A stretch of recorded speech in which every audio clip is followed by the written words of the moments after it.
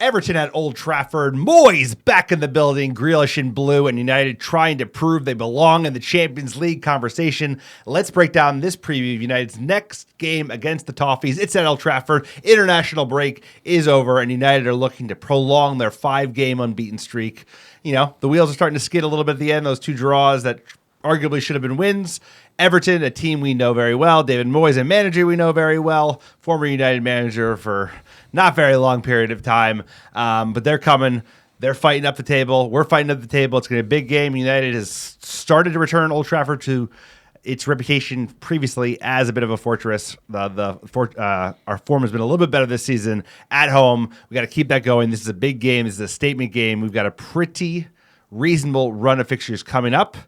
And you got to start it with a big win against the Toffees because we like beating them up. We have in the past. We've got a good record recently. How's David Moyes' record, sir, compared to our esteemed new Portuguese manager? Look, David Moyes, tactical genius coming into Old Trafford. He does do well occasionally against us. I'm going to say he's going to show up fighting. Jack Grealish is going to be involved for the Toffees. And Ruben Amorim and this team, how do you look after international break? Going into it, kind of run out of gas. You know, everyone got some rest. We got some good news on Xerxe. The injury is not serious. I thought that was a big win for Manchester United. December fixtures are right around the corner. We have some easy games that we can win and stack up, and it all starts with Everton. The question is, what United are we going to get? I feel like we're like a box of chocolates. You don't know if you can get a good one or a bad one. I'm hoping that we're actually turning this around. The lads maybe faded in those 2 critical games, but fought back, got critical points. We're fighting for Europe. This team has to just show up confident at home and do the business against David Moyes. Absolutely. We know what they're going to be about. It's going to be actually kind of similar to the Nottingham Forest game, I think. You know, 2 blocks of 4, low block. They're going to look and let United have the ball and look to counter us, play United's game against the Red Devils. So this is a big game. Like you said, it's a big game for a variety of reasons. We've got the holiday fixtures coming up. We've got a pretty decent run of fixtures. That being said, Everton's part of it. We've had their number in the past. They're going to be looking to get one in. They actually haven't beaten United at home since David Moyes was manager back in 2013. So let's get into that match, sir. Let's break down this game. It's a big one. And basically, you know, what's at stake? Are we legit? Are we going to go for the top 4, the top 5, and get one of those Champions League spots? Or the uptick that we've seen over the last 5 games, like you said, started better than it's finished, dropped points, fought back, but we also saw some bad football at times. Which United side is going to show up in this game? Monday Night Football. So we got a lot of Monday night games coming down the chute. I hate this Monday Night Football. A lot of them. As far as Manchester United, I don't know what to think about them right now. I feel like the minute I say that we actually found something with this manager, we're just going to crumble. So I'm just being cautiously optimistic here and just hoping the defense can hold because we have been scoring goals and Embumo looks hot. It's that defense leaking goals in bunches. And this United side has been doing it for around 18 to 24 months. So that's a habit that has to die hard versus Everton. But let's get into it. It's Manchester United versus Everton. Monday Night Football, Monday, November 24th, noon Pacific, 3 p.m. Eastern. It's going to be on USA Network. So everybody mark your DVRs. United are the favorites heading in to play Everton, like we said. Let's check in with the table real quick. United, we find ourselves in 7th, 18 points. That doesn't sound too great, but when you look that it's only 1 point to 4th, and it's Sunderland. This is early in the season, but I feel like it is relevant, and we do have that 1 goal differential, so we got to hold on to it. And the Scouse Bastards, 1 rung below, which you love to see. Yeah, and we actually look at that table, the second best table on team on form, arguably other than Arsenal. You know, we could have picked up more wins, but going unbeaten is something to take your stick at as well. And Liverpool below us in the table, that's lovely to see. Everton not that far below us at 15 points. It's very stuffed up in the middle of the table, especially as people compete for top 4. Who's all the way at the bottom? Wolves, poor Wolves, just like looking like, you know, they're certainly getting relegated. But Everton, they're going to be a hard team to break down. They've been up and down. They've shown what they're capable of. They can score goals. They got Jack Grealish, booze hound Jack Grealish. But this is something that United, you find yourself in like a rough start, in a good position right now, and all the fixtures in front of us. December is going to be a hell of a run. Lots of games that United is going to play. And you could find yourself in January solidly in 4th or 5th place. Good. Or you could be finding yourself in 12th or 13th. And so United, these games are coming thick and fast, and we have to be locked in. I want to see this United team say, hey, 11 games in, we got to make a push, and this is the perfect time to do it. It's post-international break. We don't have European fixtures. A lot of the teams we're competing with for the European places will. Sir, give us the weather for Manchester on Monday. It's going to be a soggy Manchester night. It's going to be 50 degrees and raining. Lovely weather for some English football. Let's talk about who we're playing. We're playing the Toffees, a historic club in English football, one of the oldest clubs in the country, long rooted in the working class neighborhoods of Liverpool, of course. Enemy of our enemies, a friend, I guess what they say, even though one of our great friends who is an Everton fan seems to always root against United regardless of who they're up against. And, of course, they moved to the new stadium after a century at Goodison Park. Now they're in the Hill Dickinson Stadium. Wow, it must be nice to have a new stadium by the water. It looks pretty nice from what I've seen of it. They were bought last year by American businessman Dan Fredkin, who has a ton of business interests, including AS Roma. So he has a lot of different sports clubs that he owns. He owns the People's Club in Everton, like you said. A lot of crazy ownership madness. Everton has been in the first division the most out of any club, which is a great record that they hold, and they didn't get relegated. So they had some issues with PSR. They got deducted points. They fought back. They didn't get relegated recently. So I like to see them on the rise. They are a perennial favorite in the EPL, but a team we like to beat up on. So let's do that.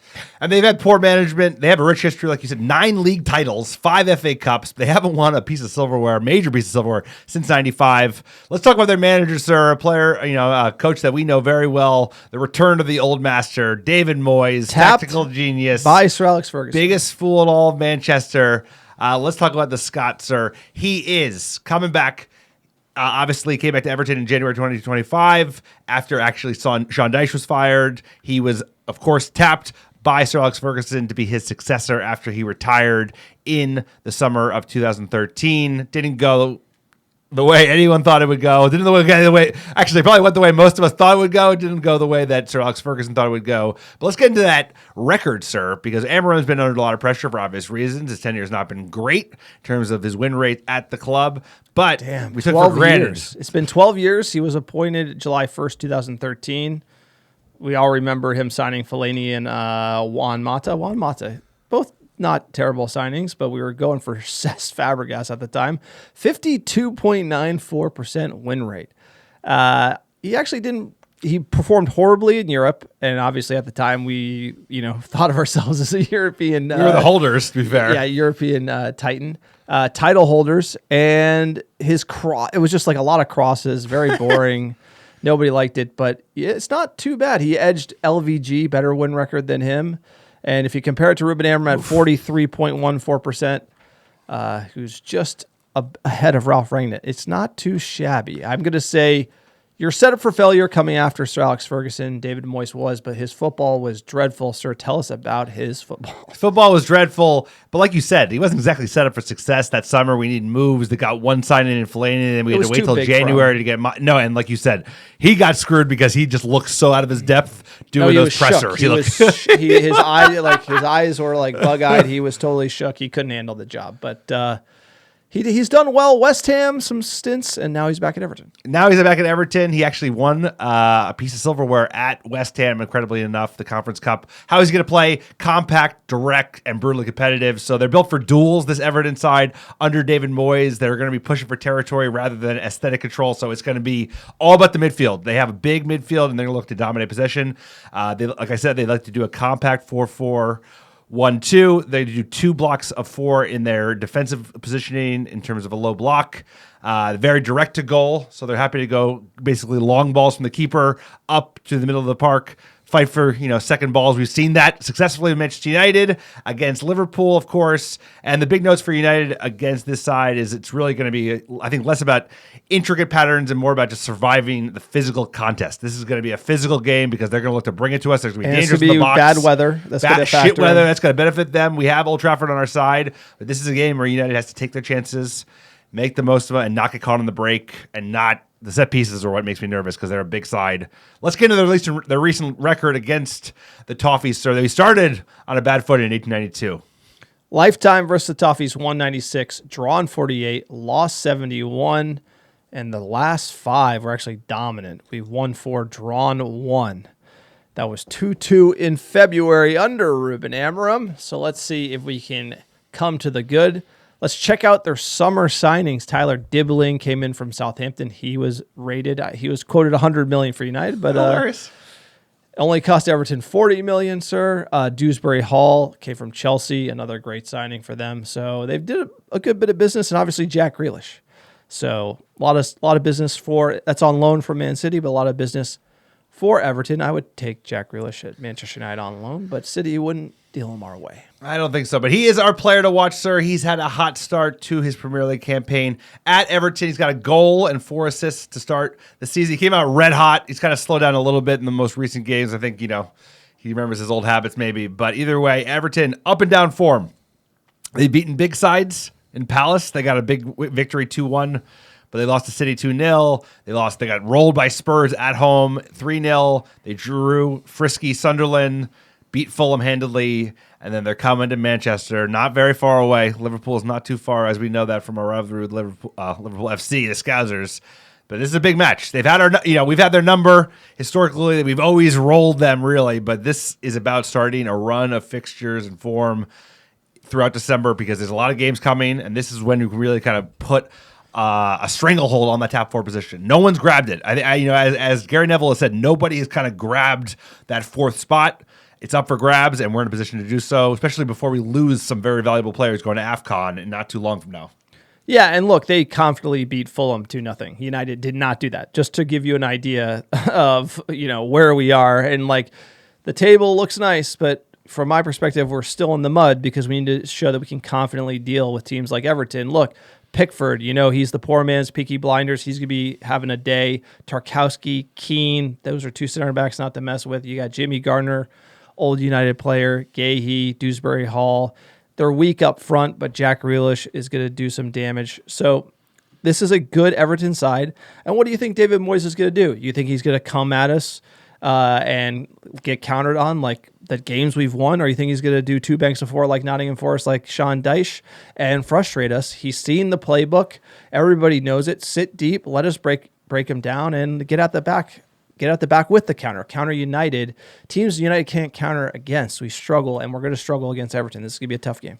Oh, absolutely right. I mean, this is where we've seen United be the most vulnerable, the most weak, is when a team gives us the ball and asks, hey, come at us, break us down, and then they try to play United's game plan against us by countering. So this is where you're going to see like tight, intricate passing. Passing's got to be on point. We have to be aggressive. We have to be on the front foot. And advantages, I think there's going to be, unless we can get an early goal where, Everton has to start pushing for the game, they're going to sit back and wait for their moment. So we have to take our chances when we do get them. This is the lineup from the last game, sir, the 2-2 draw against Spurs. What are you thinking?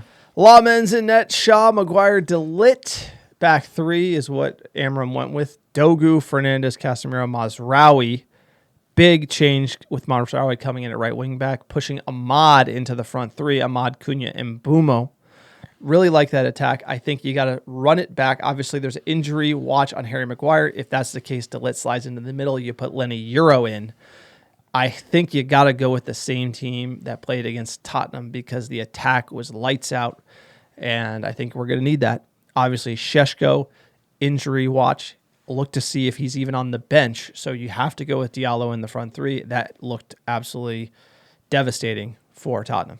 Yeah, I'm with you. I think you stick with the same 11 if everyone's available. The big question mark, like you said, being Harry Maguire. Dogu, I think he was an upgrade over Delo offensively. I think he should play that whole 90 minutes. Yeah. Maz Dogu, they have that compliment. Diallo, the threat he offers in the box, playing with Embumo as well. And then you got to go for the favored biggest back 3 you could find. And I think that's Shaw, De Ligt, Maguire, because they're a big side. Remember, we got scored on down a man. So we were down a man. So technically, we won that game 2-1. Booking the bookies. What do we got for odds, sir? Big odds, big favorites for United at home, -165 at home for United, +290 for the draw, and +380 for the Toffees. Sir, you are up.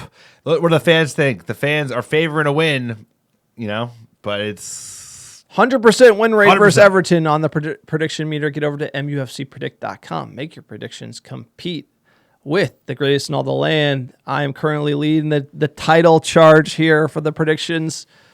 And I got to make something of it. Alex is hurting here in the prediction game. Let's get Manchester United versus Everton. I'm going to say The juice is worth the squeeze. We are well rested. We are playing at home. This could be 2-1 to Manchester United. It might be nervy, late winner, but we're going to win. Yeah, I have to agree. I think it's going to be tight, but then United will get maybe a couple late ones. So 3-1 United. United rolls on, but it's an important game because every game is an important one. We can't take anything for granted. We got to be picking up wins. We got to be continuing to dominate at home, and we have to show that we can beat a team that's going to sit back and make us break them down. Because honestly, that's been one of our weaknesses, at least offensively, this season. Wow, there's a lot of season left to play for, and we're in it. So we're in it, not in the title, but we're in Europe, at least in the fight for it. So that's exciting.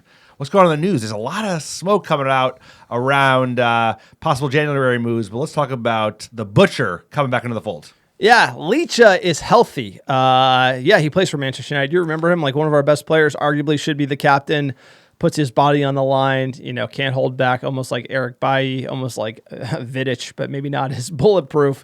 From Fabrizio Romano, Lisandro Martinez has trained with Argentina, and he will be readily available for Manchester United after the break. This is the boost. You talk about the juice and the table and the timing. If you can get a healthy Licha play on the left-hand side, it's a huge upgrade. You could push Luke Shaw up the left wing back. You can have Licha sit in there. Very versatile. You can also give him a shout at CDM. That is something that fans have talked about. He has featured there for Ajax in the past. If you are desperate, right, you got to take Cass off. You can have him move into the midfield, put Luke Shaw on. I feel like there's a lot more options with him in the arsenal. So Licha coming back is a mega boost for United. This is a player that worthy of the badge. I just wish he could stay healthy.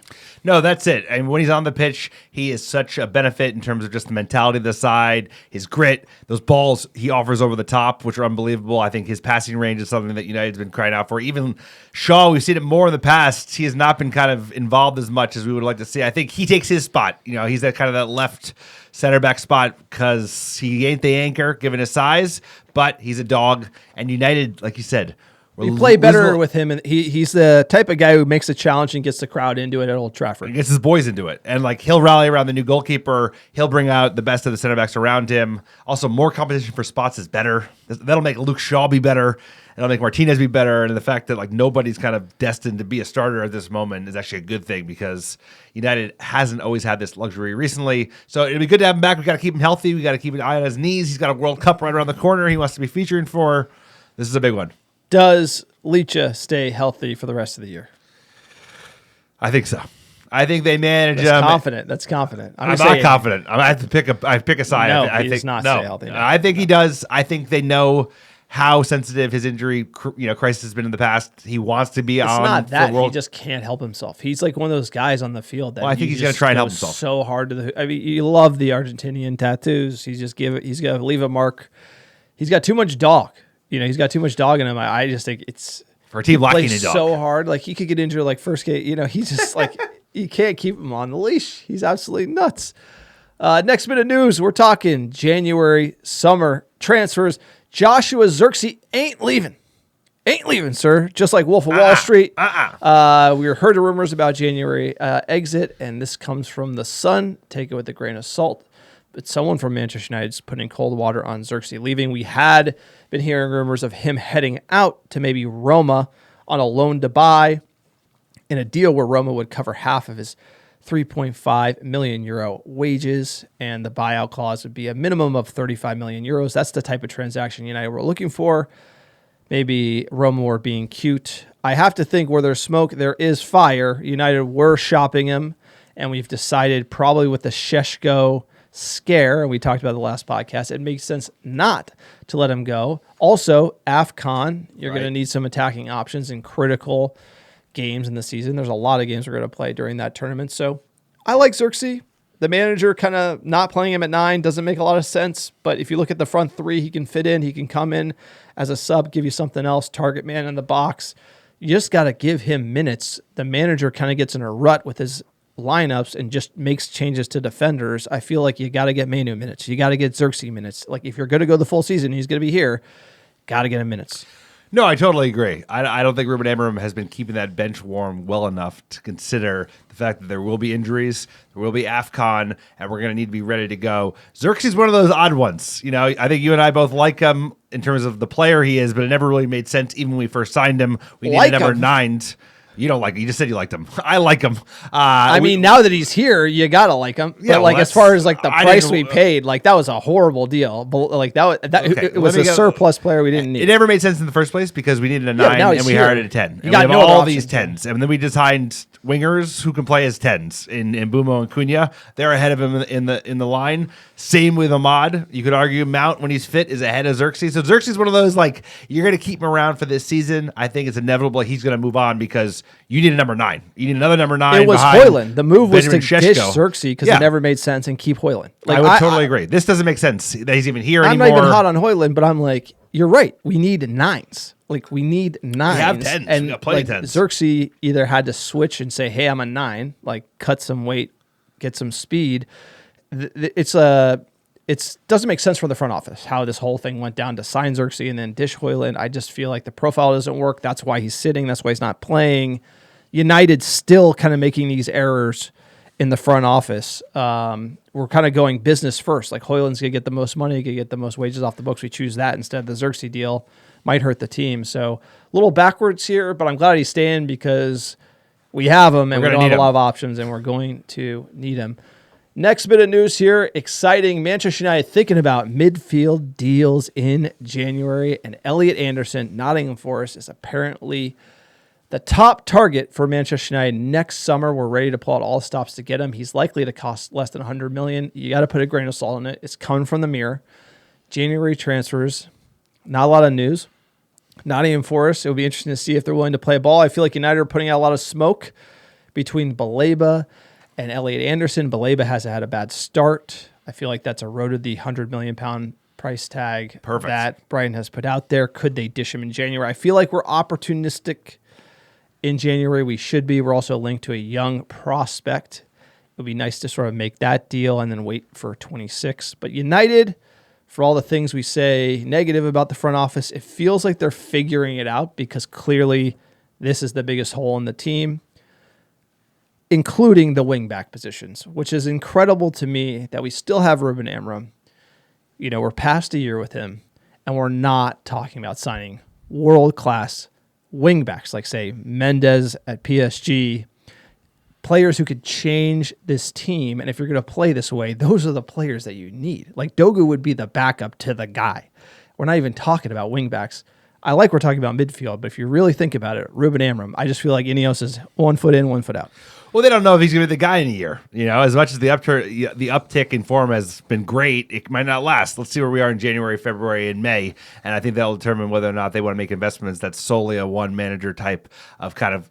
You like a wingback rumor. You like a wingback rumor. No, but if you follow how they've done it, they went the defense their first window, they went attack heavy the last window, and now they're going all in midfield, and they're going one position at a time, which doesn't really make a ton of sense, but it's an approach, and this is their approach. So they're going, hey, we might need 2 midfielders. Casemiro is unlikely to stay. He has that enough for him. We're talking about he's being valued as one of the most important players on the Brazil squad just to keep it all together. He's looked good defensively. We've only conceded 5 goals with him this season in the EPL and 15 without him on the pitch. He's going to have to be replaced. His wages are huge. I like the fact that they're thinking about offering options. him a new deal as well. We are. We're talking about. So maybe that's whether we get crazy. 1 or 2. Casemiro new deal. Crazy. Nah, I don't think so. No. At a good fee. If you get him on a serious reduction to his fee, he offers leadership. You get one of these young cats in. Sir, he's a great player. He has so much. He still has so much to offer. If you can get him like 150 pounds, are you crazy? What you smoking? I ain't smoking. You wouldn't keep him for a year or 2? I would no. This is Manchester United. This isn't a retirement community. It's like Casemiro's over the hill. He's still got this year. He's over the hill. No it was way. a bad. He is over the hill. Yeah, I'm not saying it wasn't a bad deal. We got subbing fleeced. him in the 60 minute. Okay, well, you look at the last 2 games, and we got to sub him in the 60th minute, and you're paying him how much money, and then you're bringing on Ugarte, and then that's leading to goals. So at the end of the day, that's not it's not a solution. We need to get younger, and we have to just move off of these extra contracts. So who you want? If you could pick one of the 2. You want Anderson or you want Baleba? Because Anderson's had a real upturn Baleba all day. Because Baleba is more dynamic. If you look at Baleba is more exciting because of progressive runs, right? So what he can do is he can get the ball in tight spaces, turn and run, and then basically distribute. Elliott Anderson's more of a midfield engine. He's going to work hard. He's going to do the hard yards, maybe that's what we need, but I like both. I really, if you look at the midfield for Manchester United, Elliott Anderson might be better with Bruno, but then if you had a Baleba, could you play him next to, Kobe Mainu? That could be pretty dangerous. Obviously, I prefer the 3-man midfield, so I'd sign both of them. Who knows what Ineos is thinking, but as far as January, it's unlikely that something could happen. I feel like it's completely dependent on whether or not either one of these clubs are willing to deal, or if maybe the Anderson smoke is making Brighton nervous if we've turned Baleba's head, and all of a sudden that price tag is looking 70, like 60 or something. So maybe Brighton will play ball. I feel like if Brighton's smart, they should be playing ball with 50 to 60 for Baleba in January, and that'd be good business for them because they postured way too hard in the summer. And now he looks like he wants to move, and I just feel like something could kick our way in January. But at the very least, we need a young prospect in the midfield. Sekou Kone had a head injury. He's just getting back into it. He needs a lot more time. So I feel like we do need to kind of get a body that could be on the bench. Well, maybe if they're in a position where like Europe is beyond achievable, we're right in the mix. We continue a decent form headed into January, and like you said, you can get a deal for Baleba. But then again, it's like that. You're assuming if you're going to get two, that's assuming that definitely Casemiro's leaving, and maybe even Bruno Fernandes is leaving. Because what happens with Kobe Mainu? Like, is Kobe Mainu featuring? Is he out completely? These are the stats for Anderson. He's having a great year, super versatile in terms of his skill set, like you said. Baleba probably has a higher upside, but this is the risk that Brighton takes when they're like, "Hey, he's not worth. Oh, you want to pay 80 million? He's worth 130 million." And progress is not a straight line, so he has a dip in form, which happens to young players. But we could also take advantage of that because you could tell Baleba's still a player. No, but Elliott Anderson, 89th percentile in tackles, aerials, right, clearances. He does well. Successful take-ons, 93rd percentile. Progressive passes and carries, 77th percentile. Shot creating actions. He's definitely in the mix, but cheaper than Baleba. He's a cheaper option than Baleba. I just don't know how much shine has come off of Baleba since United were interested in the summer. Feels like 30 million at least, given his games and his starts haven't gone well. And he wants United, so I feel like this is a great position to be in from a front office perspective because you have two teams, two players, and you can almost play them off of each other in fear that one might not go or there maybe not be a big money buyer. So I would like Brighton to play ball, but who knows? It's almost like they're learning how to play this game. Instead of being like, we want this one player and no one else than this one player. We've done that for years and years. It's like, hey, we might want Anderson. Hey, we might want Baleba. Hey, we might want this other guy. Baleba's turned into a saga and his form is dipped. And that's want that. It's like catching a falling knife, though. Yeah. We've done that with Sancho's and it did not go. I don't think he's a Sancho. Did not go well. Worst take of the week here. Getting into it. Sky Sports Premier League show. Jimmy Floyd. Let's get into the worst take of the week from Sky Sports. Not a surprise. We'll get into it on the other side.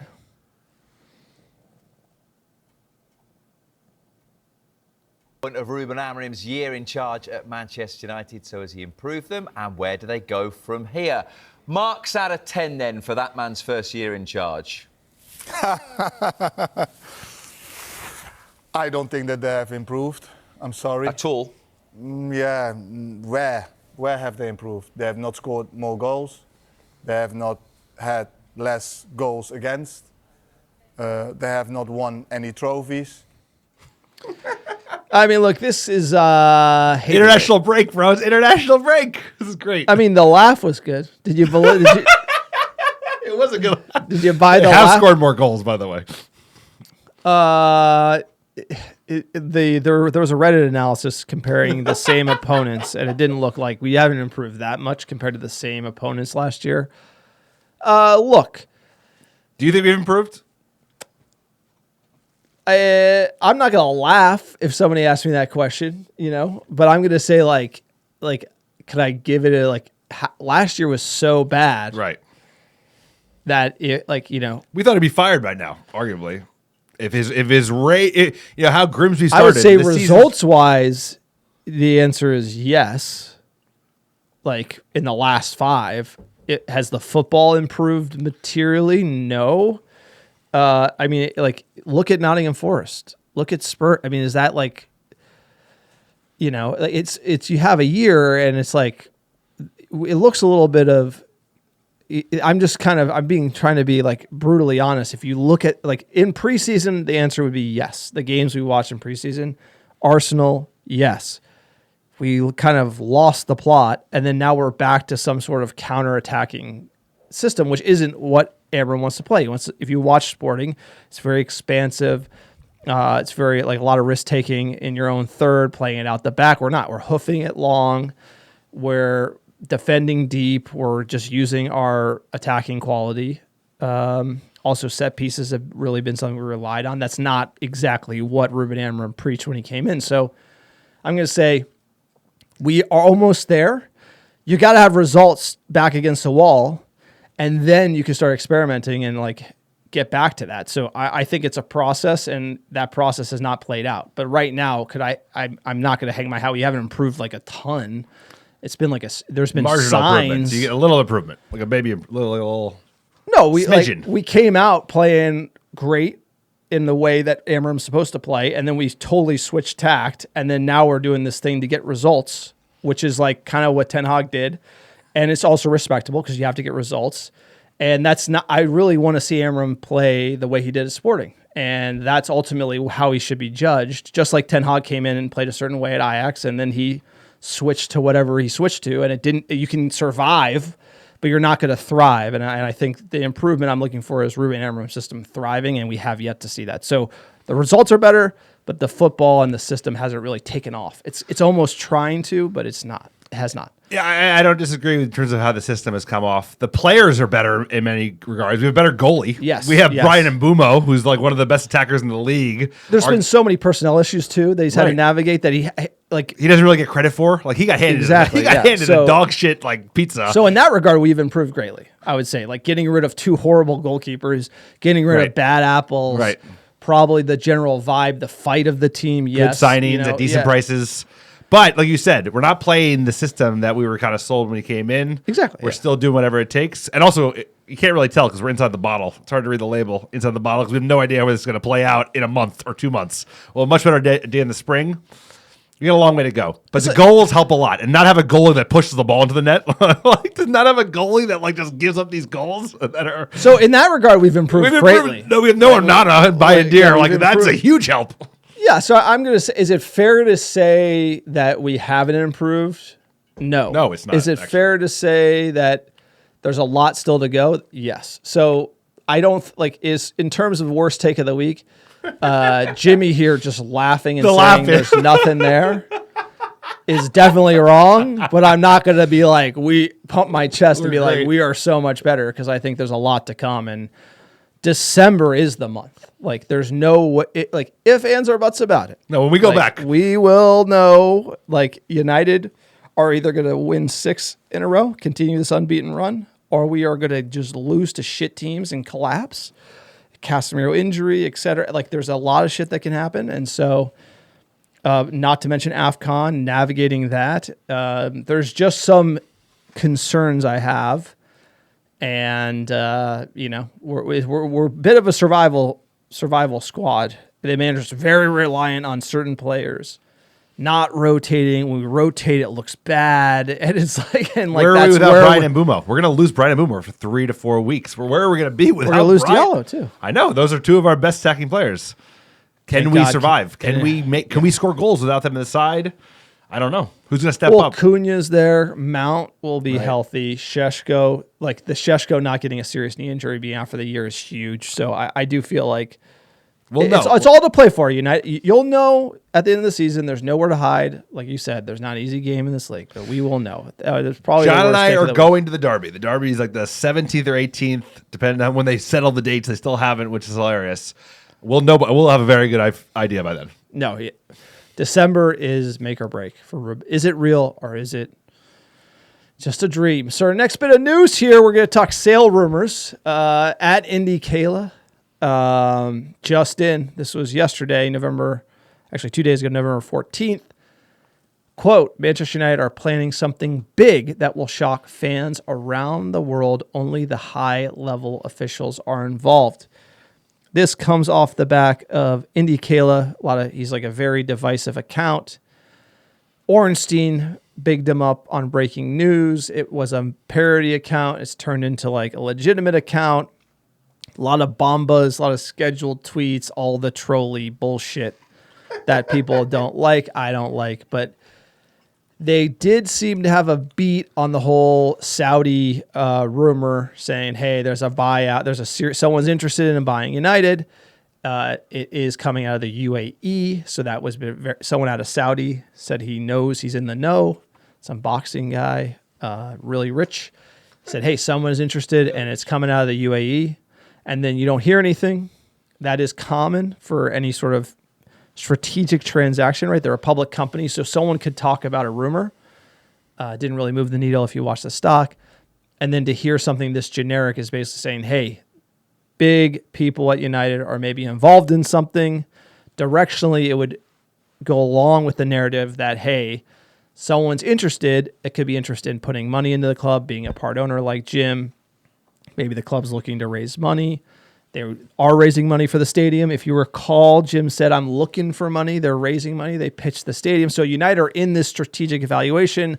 The lockup that Sir Jim had is over. The Glazers and the Rain Group can recontact everybody, and that'd be non-public info. So if somebody was interested, it would make sense we wouldn't hear a lot. But if high-level officials were working on a deal or doing something, they would be doing that right now, and you wouldn't hear much. And so this is a little breadcrumb along the way. And my gut is telling me, sir, I have no in the know. My gut says there's like a $2 billion check coming out of the Middle East that's going to clear the debt, that's going to give us the ability to build the stadium. Someone's going to be a part owner with a right to buy the rest of the club over time from the Glazers and Sir Jim, so that Sir Jim gets to almost clear the decks, get the stadium built, help transition the team into the new ownership and get a bunch of credit, and everyone feels all hunky-dory instead of just like a sell the club at cut rate deal. It'd be almost like a buy it over time with this cash infusion that solves all these problems we have, gets us the new stadium, which gets us more revenue, pays down the debt, which gets rid of PSR, unshackles United. So I'm thinking something like that, because the idea that someone's just going to cut a $7 billion check, I don't know. But I could see something like that coming out of the Middle East. And yeah, I think you're absolutely spot on. I think you and I have been calling this for a while. It's like it always, based on how Ineos have kind of played the last 2 years since they've been at the helm, how much cash Jim Ratcliffe actually has to play with at the end of the day, that this is never going to work out because he just doesn't have the time and the money to make it possible. Like, you have to clear the decks, like you said, $1 billion in debt that we have to clear off in the first place. Then you have to build a $2 billion stadium. Well, the only people who are really going to do that are sovereign in the Middle East, or maybe some like high-flying tech executive out of the States that has nothing but cash and is a United fan. And I think it's more likely to be a sovereign because they need it. They need to diversify their income. They also, like, a prize asset like Manchester United will be worth a lot, even if they buy it at $6 billion. So I think this would be like a Ratcliffe 2.0, basically what Ratcliffe did, but actually translated a consortium, to a full buyout. I don't know how much of it's going to go to the Glazers, how much it's going to go to Ratcliffe, or if it's all going to the stadium. But I think it would basically be like, there wouldn't be secondary as part of it. It'd be all primary. The money would come in.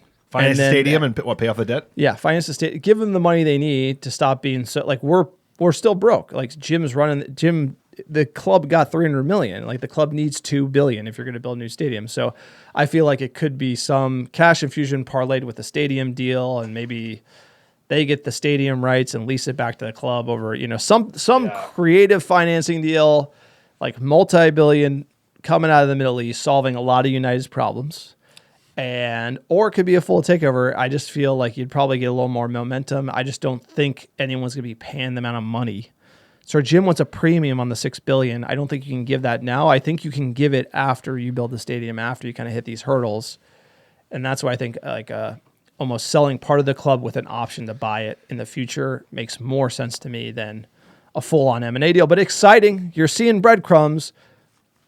We need money as fans. We want this whole thing cleared off the decks. We don't want the debt. Like, Sir Jim came in, we still have all the same problems. And it's like year to year, PSR, BS, Old Trafford's leaking, like teams not even in Europe. It's Europe or no bust. Progress in the it's stadium. Like, no come progress. on. This is Manchester United, the most famous football club in the entire world.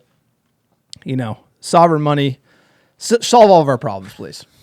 It's what it was always going to take at the end of the day. This club was just left in such disarray with so much debt, and the stadium was completely, I hate to say it, it's like a non-viable asset going forward. It is not usable. It's tragic. It is sad. They like it had one of the premier stadiums in European football 25 years ago, and it's been left to rot. And this is what happens. It's if amazing you to go to. By the way, No, like, in still the going seat, to it. It's like in the seat, unbelievable. it is one of the greatest experiences you could have The in a sporting event. Must do it. The new stadium, when that inevitably it will get built. It'll take It something has like this. to be like No, Real but Madrid stadium. But by the way, the but whole it'll lose something. It's definitely gonna lose the something. whole stadium thing. It's like you look at Madrid Stadium, unbelievable. It's like United deserve that. They do. We deserve that. Like NFL game, I want the whole thing. Whole thing. I want the whole thing. Whole thing. NFL in Manchester. Let's go. Concerts like 100,000. It should be like the best stadium in And the they got UK. skipped over for the Euros. The Euro list of stadiums Well, came out. you know. Etihad got picked. Old Trafford did not, and it's because the facilities at Old Trafford have not kept up with the rest of the sporting game. And this is what it's going to take. So we'll be there with you all the way. You know, that's what I necessarily wanted 5 years ago, but I think based on what I've seen to date, this is the only way United gets fixed. The only way United gets fixed. Look, that's it. That's the podcast. International break in the books. Please like and subscribe to the YouTube channel if you're listening on iTunes or Spotify. Drop a comment if you're feeling frisky. Also support us via our store, americadevils.store. Also check out our newsletter, americadevils.com/newsletter. You get a free email, all the top United stories, plus more in your inbox every single week. Goes a long way to support the podcast. We need it. We are fighting up the table. Sir, give us our top 10 downloads last 7 days. Number one, how you doing? Los Angeles, California, Dublin, Ireland, Chicago, Illinois, Oslo, Norway, New York, Brooklyn, New York, Melbourne, Australia, Washington, D.C., Dallas, Texas, and last but not least, Charlotte, North Carolina. I appreciate all American Devils listening week in, week out. Couldn't do it without you. Big games coming thick and fast. Cannot wait. Darkest for the dawn. Oh, darkest for the dawn. Come on, baby. The sun's coming out. Let's keep it going. Ruben Amorim, bring the glory days again. We can certainly hope so. Bring the glory days again. We're working for the strength of it. It's in the resurrection.